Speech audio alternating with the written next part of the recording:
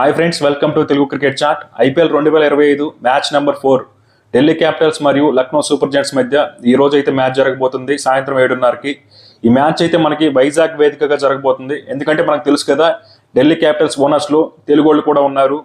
ప్రతి సంవత్సరం 2 మ్యాచ్లు అయితే వైజాగ్లో జరపడం ఆనవాయితీ. లాస్ట్ ఇయర్ కూడా 2 మ్యాచ్లు అయితే వైజాగ్లో జరిగినాయి ఢిల్లీ క్యాపిటల్ టీంకి సంబంధించి. కాబట్టి ఈసారి కూడా 2 మ్యాచ్లు అయితే వైజాగ్లో జరగబోతున్నాయి. ఈరోజు మన వీడియోలో ఢిల్లీ క్యాపిటల్స్ మరియు లక్నో సూపర్ జెయింట్స్ మధ్య హెడ్ టు హెడ్ స్టాట్స్ ఎలా ఉన్నాయి, అలాగే వైజాగ్లో పిచ్ ఎలా ఉండబోతుంది, అలాగే రెండు టీమ్స్ యొక్క ప్లేయింగ్ లెవెన్స్ ఎలా ఉండబోతున్నాయి, ఏ టీంకి గెలిచే అవకాశం ఉంది అనే విషయాలను ఈరోజు మన వీడియోలో మాట్లాడుకుందాం. ముందుగా మన ఛానల్ని మొదటిసారిగా ఎవరైనా చూస్తుంటే దయచేసి సబ్స్క్రైబ్ చేయండి. ఇక వీడియోలోకి వెళ్ళిపోతే, ఢిల్లీ మరియు లక్నో టీమ్స్ మధ్య ఇప్పటి వరకు ఐపీఎల్లో 5 మ్యాచ్లు మాత్రమే జరిగాయి. అందులో ఢిల్లీ టీం అయితే 2 మ్యాచ్లు గెలిస్తే లక్నో టీం అయితే 3 మ్యాచ్లు గెలిచింది. అంటే ఓవరాల్గా చూసుకుంటే లక్నో టీంకి కాస్త బెటర్ రికార్డ్ అయితే ఉంది. లాస్ట్ ఇయర్ అయితే ఈ రెండు టీమ్స్ మధ్య 2 మ్యాచ్లు జరిగాయి. అందులో ఢిల్లీ టీం 1 మ్యాచ్లో గెలిచింది, లక్నో టీం అయితే 1 మ్యాచ్లో గెలిచింది. కాబట్టి ప్రీవియస్ రికార్డ్స్ అయితే రెండు టీమ్స్కి ఈక్వల్గానే ఉన్నాయి, పెద్దగా డిఫరెన్స్ అయితే ఏం లేదు. ఇక రేపు మ్యాచ్ జరగబోయే వైజాగ్లో పిచ్ ఎలా ఉండబోతుంది, ఇక్కడ ప్రీవియస్ స్టాట్స్ ఎలా ఉన్నాయి కనుక చూసుకుంటే, వైజాగ్లో ఇప్పటి వరకు ఐపీఎల్లో మొత్తం 15 మ్యాచ్లు అయితే జరిగాయి. అందులో ఫస్ట్ బ్యాటింగ్ చేసిన టీం 8 సార్లు గెలిస్తే, చేస్ చేసిన టీం అయితే 7 సార్లు గెలిచింది. అంతేకాకుండా లాస్ట్ ఇయర్ జరిగిన 2 మ్యాచ్ల్లో కూడా ఇక్కడ ఫస్ట్ బ్యాటింగ్ చేసిన టీమే గెలిచింది. Last year Delhi Capitals first match అయితే చెన్నై సూపర్ కింగ్స్తో ఆడారు. ఆ మ్యాచ్లో ఢిల్లీ టీం అయితే 191 పరుగులు అయితే చేసింది. ఆ తర్వాత చేజింగ్ దిగిన సిఎస్కే టీం అయితే 171 రన్స్ మాత్రమే స్కోర్ చేసింది. అలాగే కోల్కతా మరియు ఢిల్లీ మధ్య కూడా ఒక మ్యాచ్ అయితే జరిగింది. ఆ మ్యాచ్లో కేకేఆర్ అయితే ఫస్ట్ బ్యాటింగ్ చేసి 272 రన్స్ అయితే స్కోర్ చేసింది. ఆ తర్వాత చేజింగ్లో ఢిల్లీ టీం అయితే 166 పరుగులు మాత్రమే చేసి ఆల్అవుట్ అయింది. దీన్ని బట్టి మనం చూసుకుంటే వైజాగ్ గ్రౌండ్లో ఫస్ట్ బ్యాటింగ్ చేసిన టీమే రీసెంట్గా అయితే గెలిచింది. కాబట్టి టాస్ గెలిచిన కెప్టెన్ ఎవరైనా సరే రేపు మ్యాచ్లో ఫస్ట్ బ్యాటింగ్ చేయడానికే ప్రిఫర్ చేస్తారు. ఈ గ్రౌండ్లో హైయెస్ట్ స్కోర్ కనుక చూసుకుంటే 272గా ఉంది, అది లాస్ట్ ఇయర్ వచ్చింది. అలాగే లోయెస్ట్ స్కోర్ కనుక చూసుకుంటే 92. ఇది ఎస్ఆర్హెచ్ వర్సెస్ ముంబై ఇండియన్స్ మధ్య మ్యాచ్ జరిగింది, ఇప్పుడు కాదు 2016లో. ఆ మ్యాచ్లో అయితే ముంబై ఇండియన్స్ టీం 92 రన్స్కి అయితే ఆల్అవుట్ అయింది. అంటే అప్పట్లో ఈ పిచ్ అనేది కాస్త బౌలర్స్కి అనుకూలంగా ఉండేది, కానీ రీసెంట్ టైమ్స్లో మాత్రం వైజాగ్ పిచ్ అయితే కంప్లీట్గా బ్యాటింగ్ ఫ్రెండ్లీ వికెట్ అని చెప్పొచ్చు. అలాగే స్పిన్నర్స్కి కూడా ఈ పిచ్లో పెద్దగా మద్దతు అయితే ఉండదు. కంప్లీట్గా ఫస్ట్ ఇనీషియల్గా కాస్త ఫాస్ట్ బౌలర్స్కి అయితే హెల్ప్ ఉంటుంది, ఆ తర్వాత ఫ్లాట్గా మారిపోతుంది. కాబట్టి వైజాగ్ పిచ్ అయితే కంప్లీట్ బ్యాటింగ్ ప్యారడైజ్ అని చెప్పొచ్చు. కాకపోతే చేస్ చేయడం కష్టం ఇక్కడ, ఎందుకంటే మనకి డ్యూ ఫ్యాక్టర్ అనేది పెద్దగా ప్లేలోకి రాదు వైజాగ్లో. కాబట్టి టాస్ గెలిచిన కెప్టెన్ ఫస్ట్ బ్యాటింగ్ చేయడానికే మొగ్గు చూపుతారు. ఇక ఈ రెండు టీమ్స్ యొక్క ప్లేయింగ్ లెవెన్స్ ఎలా ఉంటాయి కనుక చూసుకుంటే, ముందుగా ఢిల్లీ క్యాపిటల్స్ టీం విషయానికి వస్తే, లాస్ట్ ఇయర్ అయితే రిషబ్ పంత్ అయితే కెప్టెన్సీ చేశాడు. ఈసారి రిషబ్ పంత్ అయితే ఎల్ఎస్జీ టీం అయితే కొనుక్కుంది. అలాగే కేఎల్ రాహుల్ అయితే లాస్ట్ ఇయర్ ఎల్ఎస్జీ టీంకి అయితే కెప్టెన్సీ చేశాడు. ఇప్పుడు ఢిల్లీ టీం తరఫున కేఎల్ రాహుల్ అయితే ఆడబోతున్నాడు. ఇది కూడా ఒక ఇంట్రెస్టింగ్ విషయం అని చెప్పొచ్చు. లాస్ట్ ఇయర్ మనం చూసాం, ఒక మ్యాచ్లో ఎల్ఎస్జీ ఓనర్ సంజీవ్ గోయంకా అయితే కేఎల్ రాహుల్ని గ్రౌండ్లోనే మందలించాడు. కాబట్టి అది అప్పుడే చాలామంది అన్నారు ఈ టీంలో ఉండకూడదు, కేఎల్ రాహుల్ ఖచ్చితంగా వెళ్ళిపోవాలని. దాన్ని బట్టే మనకి కేఎల్ రాహుల్ అయితే యాక్షన్లోకి వచ్చినట్టు తెలుస్తుంది.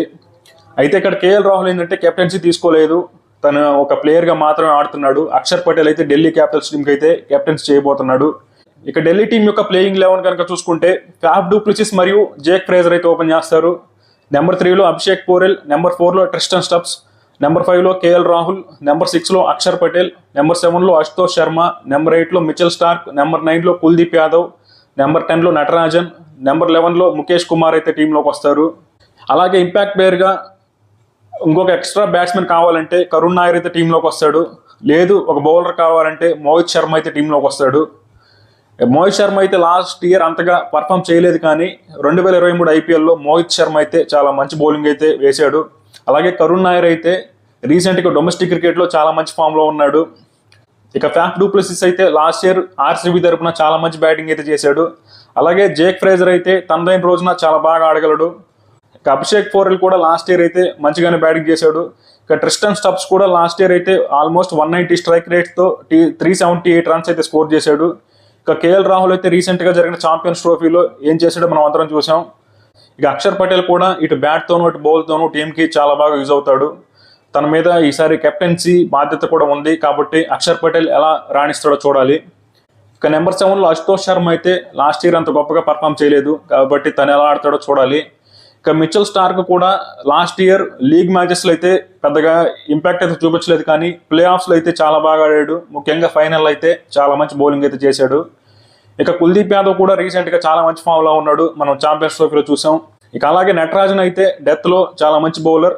ఇక ముఖేష్ కుమార్ కూడా ఇనిషియల్గా పవర్ ప్లేలో బాల్ అయితే స్వింగ్ చేయగలడు బాగా. కాబట్టి ఢిల్లీ టీం కనుక చూసుకుంటే చాలా బ్యాలెన్సింగ్గా ఉంది, ఇటు బ్యాటింగ్లోను అటు బౌలింగ్లోను స్ట్రాంగ్గా కనిపిస్తుంది. ఒక నెంబర్ 7 స్పాట్ మినహాయించి ఢిల్లీ క్యాపిటల్స్ టీం అయితే చాలా బాగా కుదిరింది ఈసారి. మంచి స్పిన్నర్స్ అయితే ఉన్నారు కుల్దీప్ మరియు అక్షర్ పటేల్ రూపంలో. అలాగే ఫాస్ట్ బౌలింగ్ డిపార్ట్మెంట్లో మిచెల్ స్టార్క్, నటరాజన్ మరియు ముఖేష్ కుమార్ లాంటి వాళ్ళు ఉన్నారు. ఇక బ్యాటింగ్లో కూడా బాగానే ఉంది. ఇక లక్నో ప్లేయింగ్ 11 కనుక చూసుకుంటే ఎయిడెడ్ మార్క్రమ్ మరియు మిచెల్ మార్ష్ అయితే ఓపెన్ చేస్తారు. మార్క్రమ్ అయితే అంత గొప్ప ఫామ్లో అయితే ఏం లేడు. ఇక మిచెల్ మార్ష్ విషయానికి వస్తే తను ఈ సంవత్సరం ఐపీఎల్లో కేవలం బ్యాటింగ్ మాత్రమే చేస్తాడు, బౌలింగ్ అయితే చేయడు. మనకి క్రికెట్ ఆస్ట్రేలియా కూడా తనకి క్లియర్గా చెప్పింది, తనకేదో ఇంజరీ ఉంది కాబట్టి మిచెల్ మార్ష్ అయితే కేవలం బ్యాటింగ్ మాత్రమే చేస్తాడు. ఇక నెంబర్ 3లో రిషబ్ పంత్ అయితే వస్తాడు. రిషబ్ పంత్పై లక్నో టీం అయితే ఈసారి చాలా ఆశలు పెట్టుకుంది. ముఖ్యంగా లక్నో మేనేజ్మెంట్ అయితే రిషబ్ పంత్పై చాలా ఆశలు పెట్టుకుందని చెప్పాలి. తన మీద ఆల్మోస్ట్ 27 crores అయితే ఇన్వెస్ట్ చేసి అయితే తన ఆక్షన్లు అయితే కొనుక్కుంది. మరి రిషబ్ పంత్ ఎలా ఆడతాడో చూడాలి. రిషబ్ పంత్కి ఐపీఎల్లో గతంలో అంత మంచి రికార్డ్ అయితే ఏం లేదు. లాస్ట్ ఇయర్ రిషబ్ పంత్ అయితే మొత్తం 13 మ్యాచెస్లో 446 రన్స్ అయితే స్కోర్ చేశాడు. అయినప్పటికీ కూడా రిషబ్ పంత్ అయితే ఐపీఎల్లో ఇప్పటి వరకు అంత గొప్ప ఇంపాక్ట్ అయితే ఏం చూపించలేదు. మరి ఈసారి తన మీద లక్నో టీం అయితే చాలా ఆశలు పెట్టుకుంది. మరి ఎలా ఆడతాడో చూడాలి రిషబ్ పంత్ ఈసారి. ఇక నెంబర్ 4లో ఈ టీం యొక్క ఎక్స్ ఫ్యాక్టర్ ప్లేయర్ అయినటువంటి నికోలస్ పూరన్ అయితే టీంలోకి వస్తాడు. పూరన్ అయితే లాస్ట్ ఇయర్ అయితే బాగానే పర్ఫామ్ చేశాడు. మొత్తం 14 మ్యాచెస్లో ఆల్మోస్ట్ 500 రన్స్ అయితే స్కోర్ చేశాడు. ఇక నెంబర్ 5లో డేవిడ్ మిల్లర్ అయితే టీంలోకి వస్తాడు. మిల్లర్ అయితే రీసెంట్గా మంచి ఫామ్లోనే ఉన్నాడు. ఇక నెంబర్ 6లో ఆయుష్ బదోని, నెంబర్ 7లో అబ్దుల్ సలాం, నెంబర్ 8లో షాబాజ్ అహ్మద్ అయితే టీంలోకి వస్తారు. వీళ్ళ ముగ్గురు అంత గొప్ప ఆల్రౌండర్స్ అయితే ఏం కాదు, వీళ్ళకి అంత మంచి రికార్డ్ అయితే ఏం లేదు ఐపీఎల్లో. కాబట్టి వీళ్ళు ఎలా పర్ఫామ్ చేస్తారో చూడాలి. అలాగే నెంబర్ 9లో షార్దుల్ ఠాకూర్ అయితే టీంలోకి వస్తాడు. మనకి ఇక్కడ షార్దుల్ ఠాకూర్ ఏంటంటే మోసిన్ ఖాన్ అయితే రీసెంట్గా ఇంజురీ కారణంగా తను రూల్డ్ అవుట్ అయిపోయాడు. తన ప్లేస్లో షార్దుల్ ఠాకూర్ని అయితే లక్నో టీం అయితే స్క్వాడ్లోకి అయితే చేర్చడం జరిగింది. కాబట్టి ఇది కాస్త మంచి ఇంక్లూజన్ అనే చెప్పొచ్చు. షార్దుల్ ఠాకూర్ ఇటు బ్యాట్తోనూ ఇటు బౌల్తోనూ టీంకి బాగా యూజ్ అవుతాడు కాబట్టి. ఇక నెంబర్ 10లో రవి బిష్ణోయ్ అయితే టీంలోకి వస్తాడు. బిష్ణోయ్ అయితే ఈ ఫార్మాట్లో చాలా మంచి బౌలర్. ఇక నెంబర్ 11లో ఆవేష్ ఖాన్ అయితే టీంలోకి వస్తాడు. ఆవేష్ ఖాన్ అయితే లాస్ట్ ఇయర్ ఐపీఎల్లో చాలా బాగా బౌలింగ్ చేశాడు. అదే ఫామ్ని ఈ సంవత్సరం కూడా కంటిన్యూ చేయాలని ఎల్ఎస్జీ టీం అయితే కోరుకుంటుంది. ఇక ఇంపాక్ట్ ప్లేయర్గా మయాంక్ యాదవ్ లేదా ఆకాష్ దీప్ అయితే టీంలోకి వస్తారు. మనకి మయాంక్ యాదవ్ అయితే రీసెంట్గా ఏదో ఇంజరీ ఉందన్నారు, తను ఫుల్ ఫిట్గా ఉంటే మయాంక్ యాదవ్ అయితే ఇంపాక్ట్ ప్లేయర్గా వస్తాడు. లేదంటే ఒక ఫాస్ట్ బౌలర్ కావాలంటే ఆకాష్ దీప్ అయితే టీంలోకి వస్తాడు. ఆకాష్ దీప్ అయితే ఇటు బ్యాట్తో కూడా యూజ్ అవుతాడు కాబట్టి మోస్ట్లీ ఆకాష్ దీపే ఇంపాక్ట్ ప్లేయర్గా వచ్చే అవకాశం ఉంది. ఇక ఈ రెండు టీమ్స్ని సైడ్ బై సైడ్ కంపేర్ చేసి కనుక చూసుకుంటే ఢిల్లీ టీమే కాస్త బ్యాలెన్సింగ్గా కనిపిస్తుంది లక్నో టీంతో కంపేర్ చేస్తే. ముఖ్యంగా లక్నో టీంలో అయితే లోయర్ ఆర్డర్లో అయితే కాస్త ఇబ్బంది అయితే ఉంది, ఆయుష్ బదోని, అబ్దుల్ సమద్ మరియు షాబాజ్ అహ్మద్ రూపంలో. అంతేకాకుండా బౌలింగ్లో కూడా కొన్ని ప్రాబ్లమ్స్ అయితే కనిపిస్తున్నాయి లక్నో టీంలో. మనకి రవి బిష్ణోయ్ మరియు ఆవేష్ ఖాన్ మంచి వికెట్ టేకింగ్ బౌలర్స్. అలాగే ఇంకా మిగిలిన బౌలర్స్ అయితే ఎవరు పెద్దగా కనిపించట్లేదు లక్నో టీంలో. ఇంకా ఢిల్లీ టీంలో అయితే మనకి మిచెల్ స్టార్క్ ఉన్నాడు, కుల్దీప్ యాదవ్, ముఖేష్ కుమార్ లాంటి బౌలర్స్ అయితే ఉన్నారు. కాబట్టి బౌలింగ్లో అయితే లక్నో టీంతో కంపేర్ చేస్తే ఢిల్లీ టీమే కాస్త అహెడ్ అయితే ఉంది. ఇక బ్యాటింగ్లో అయితే రెండు టీమ్స్ అయితే బాగానే ఉన్నాయి.